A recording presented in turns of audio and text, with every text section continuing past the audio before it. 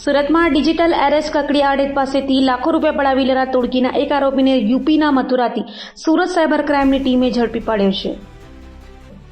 તારીખ 3 સપ્ટેમ્બર 2024ના રોજ સુરત સાયબર ક્રાઇમમાં નરેશ ગોયલ નામના વ્યક્તિએ ડિજિટલ એરેસ્ટ કેસ બાબતની ફરિયાદ કરી હતી, જેમાં બે અજાણ્યા વ્યક્તિઓએ નરેશ ગોયલને ફોન કરીને જણાવ્યું હતું કે તમારા નામના સિમ કાર્ડ દ્વારા ટ્રાન્ઝેક્શનો થયેલ છે અને મની લોન્ડરિંગનો કેસ તમારા પર થયેલ છે। આ જણાવી નરેશ ગોયલને ડિજિટલ એરેસ્ટ કરી બળજબરીપૂર્વક અલગ અલગ બે એકાઉન્ટમાં કુલ્લે 7 લાખથી વધુની રકમ ટ્રાન્સફર કરાવી લીધી હતી। તે બાબતની ફરિયાદ નોંધાતા સાયબર ક્રાઇમ સુરતે તપાસ હાથ ધરી ગુનામાં સંડોવાયેલા બે ઇસમોને યુપીના મથુરાના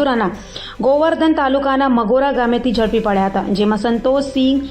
હકીમસિંહ, બદનસિંહ તથા બીજો પુષ્પેન્દ્ર ગોલા,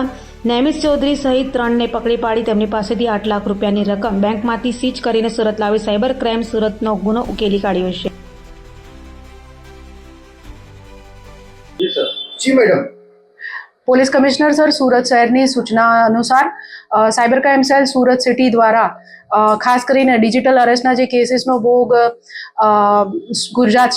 ગુજરાતમાં અને સુરત શહેરના જે નાગરિકો બને છે એમના પર વિશેષ ધ્યાન આપીને ગુના રજીસ્ટર કરવા સૂચના આપવામાં આવેલી હતી। તે અંતર્ગત એક રિટાયર્ડ મહિલા નિવૃત્ત અધિકારીની અત્રે અરજી મળેલ હતી, જેની અંદર તેમની સાથે 7 લાખ રૂપિયાનું ડિજિટલ અરેસ્ટ ફ્રોડ થયેલું હતું, જેમાં જે ફરિયાદી છે એમનો સાયબર ક્રિમિનલ્સ દ્વારા કોલ કરીને સંપર્ક કરીને એમને જણાવવામાં આવ્યું હતું કે તમારો સિમ કાર્ડ અને તમારા જે ક્રેડેન્શિયલ્સ છે એનો ઉપયોગ નરેશ ગોયલ કેસમાં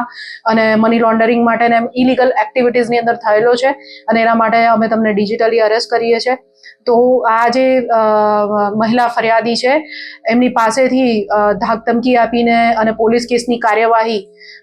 અને સમાજમાં બદનામી થશે એવો ડર બતાડીને 7 લાખ રૂપિયા જેટલી અમાઉન્ટ અલગ એક અકાઉન્ટમાં ટ્રાન્સફર કરવામાં આવી હતી।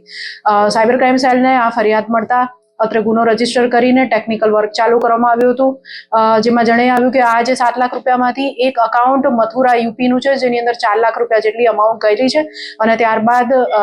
ત્યાંથી પૈસા વિડ્રો થઈ ગયા છે। જેથી સાયબર સેલની જે ટીમ છે એમણે ટેકનિકલ વર્ક અને સારું ઇન્વેસ્ટિગેશન કરીને અને મંજૂરી મેળવી યુપી મથુરા ખાતે જઈ આરોપી સંતોષસિંહ, હકીમસિંહ, બદનસિંહને ધરપકડ કરી છે। સદર આરોપીએ પોતાનું અકાઉન્ટ જે છે એ પોતાના મિત્ર ઓળખીતાને આગળ કમિશન ઉપર ભાડે આપેલું હતું અને